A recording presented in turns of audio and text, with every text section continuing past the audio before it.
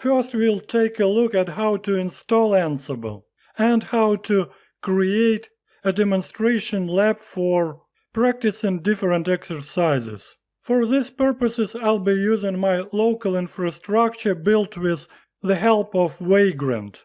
If you don't know what Vagrant is, you can refer to my previous course dedicated to Vagrant and it'll get you going very fast. Just in 1 hour you'll be able to follow along and build the same Ansible lab as I do.